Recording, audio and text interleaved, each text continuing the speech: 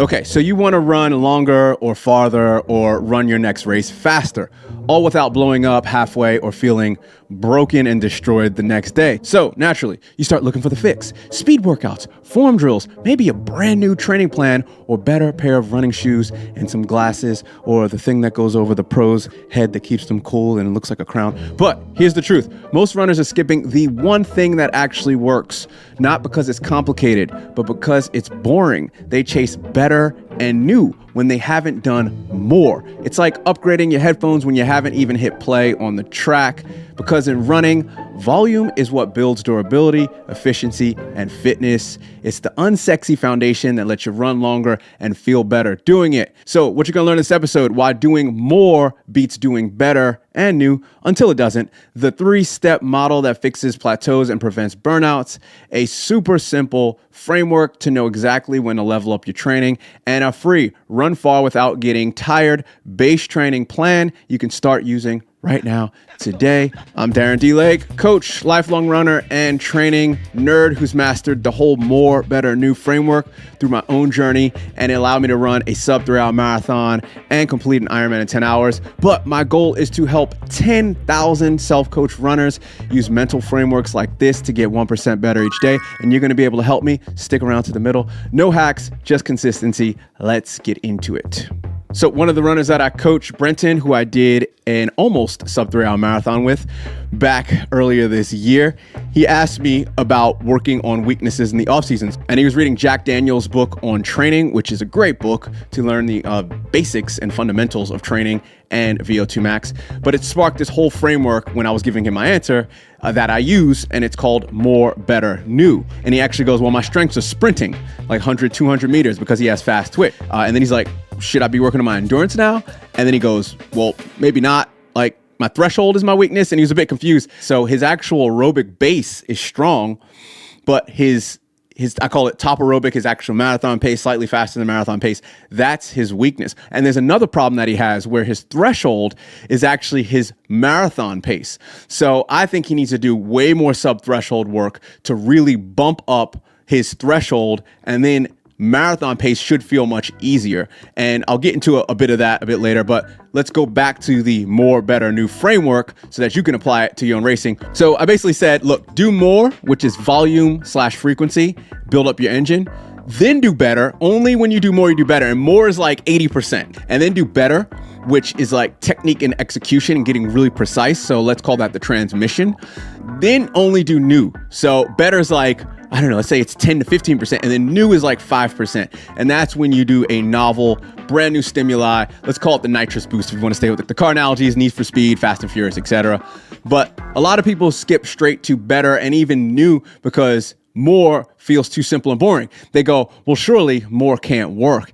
And it does, because adaptation science, run science, etc., shows volume drives the vast majority of progress. So there's actual science to back all of this. And the more actionable task for you, if you're watching or listening, track your weekly volume, miles/kilometers, and just increase it 5-10% a week. You can even do 15%. Some people, I try to stay around the 10% mark for safety while maintaining your current running routine. All you're doing is adding on like, 1-2 miles here and there, and that should get you up 10%. I like to pull back every 3 or 4 weeks. So 3 weeks on, 1 week off. Some people do 4 weeks on, 1 week off. Some people do 2 weeks on, 1 week off. You can adjust that around your training.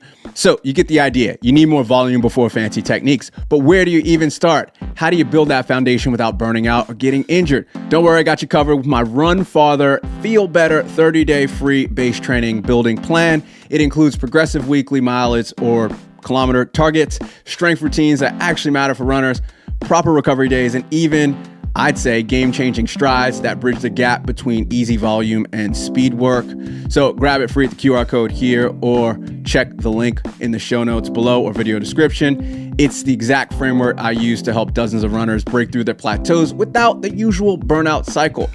And if you've gotten this far in the episode, I appreciate you. Thank you. And want to help 10,000 other self-coach runners get better. And we need to get past this algorithm. Just do one of these things. Watch this all the way through, please. Again, it helps the algo.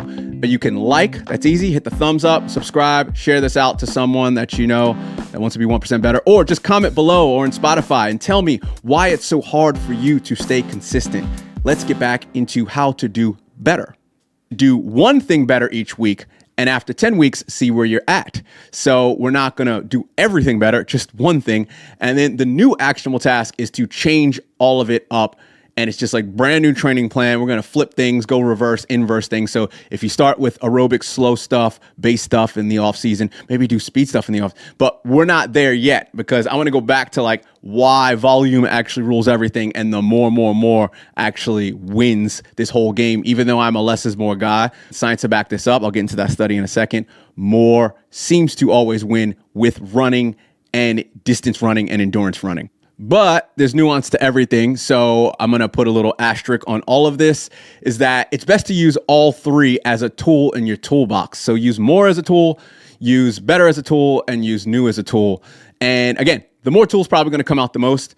Sometimes when you start something, you want to get in sloppy reps, a lot of them, because you'll start getting better and refining that more muscle. That's pretty much everything. There's actual studies where photography classes, they have two sets of photography students. They have one set that goes out and just takes a whole bunch of pictures, as many as they can, and get reps in. And they have another set that tries to get the best picture. And they're brand new photography students. And they actually found that the people that didn't try to be perfect in the beginning, they just got reps in, ended up being better than the people that got the perfect stuff in. So that is perfect testament. And again, I'll get to that study because there was a study that just came out in the last few years that kind of blew everyone's mind. People already knew it, but it was like confirmation and affirmation about it all. So again, back to the tools in the toolbox, you need to remind yourself to get better sometimes.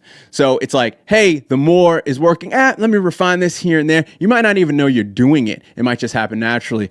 And then a beginner runner, so this is me kind of going against this whole more, better, new thing.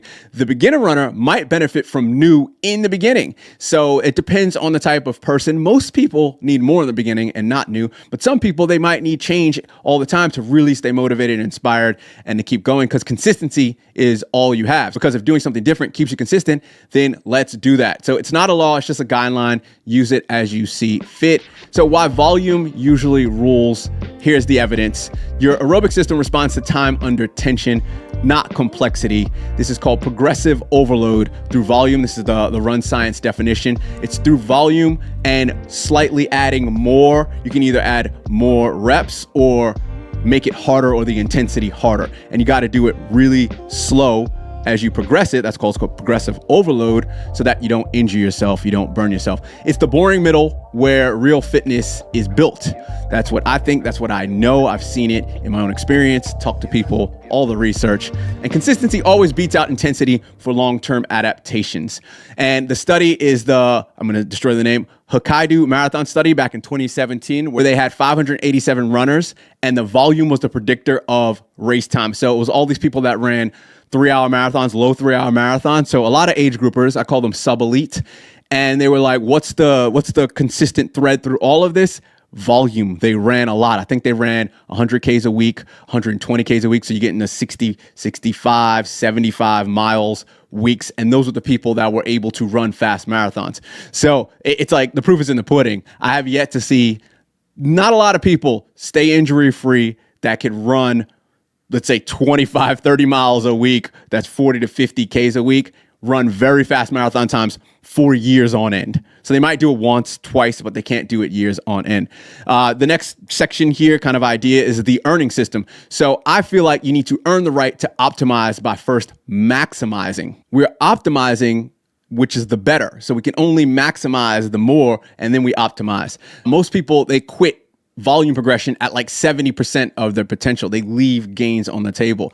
Better only matters once volume is absolutely exhausted. And you only know that, and maybe a coach that's been around you a while, and you need to do that over and over and over, many seasons and many training periods and many training blocks to know like, okay, more isn't working. I need to now go to better. And then new is that cherry on top. So if we have a pyramid, more is the chunk in the middle. It's that main part. And then you might have a little bit of better, and then you have a little triangle or the cherry on top. If we have a cupcake or a cake, is your new. And the study about this that proves this and supports this. It's a meta-analysis study on training frequency, and volume equated groups had identical gains regardless of session distribution. So again, science, my own experience, talk to run coaches, seen a lot of my runners out there that I coach.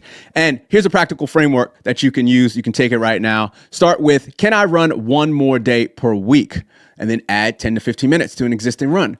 Only when volume plateaus, focus on form, pacing, efficiency. So a lot of people want to go into form drills and all that stuff. That's great, but just get more, because when you run a lot, you're actually going to become a better runner, become more efficient. So I love my form drills. I love my A skips, B skips. I love my plyometrics and all that. But a little bit goes a long way, but you need to do that over time. And then only when more and better plateau, you're like, it's not working. And this takes possibly months, if not years, to know, you can introduce new. So brand new training plans, flip them again. You can do new surfaces, totally new workouts. You can train with a new training partner or a new run club. There's a lot of ways to make it quote unquote new. You can move to a new city, run in a new place, do different races. Let's say you were doing marathons your whole life or the last 5 years, do 5K, do 1,500 meter, 1 mile races. Just totally flip it. Most never reach step 3 because they've never fully explored steps 1 and 2. So back to Brenton and his training, I basically was like, this is prescribed to him specifically, was like, how about you try some Norwegian double threshold stuff? If you want to shake it up and do something new, how about you do more of this thing that you really never really touched that will actually help your main objective, which is your goal. And I recommended he do the Norwegian double threshold like every now and then. And that's Norwegian double sub threshold. That is not threshold runs, by the way. And you need to be very, very precise with this. And I always say, try to do it on treadmill. I personally only want to do it on treadmill. Really good heart rate monitor, chest strap or the arm strap. Make sure that it is accurate. The batteries are good.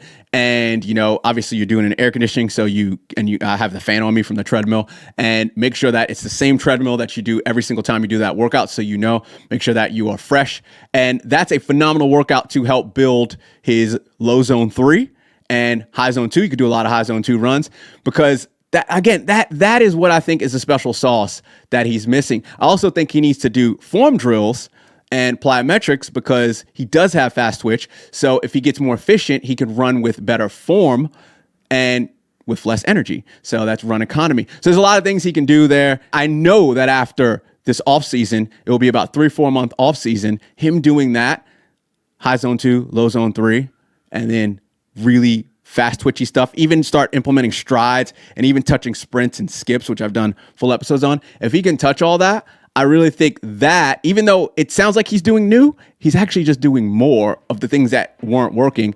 I really feel like this could elevate him to run sub 3 hours, start touching 2:57, 2:58 marathon times.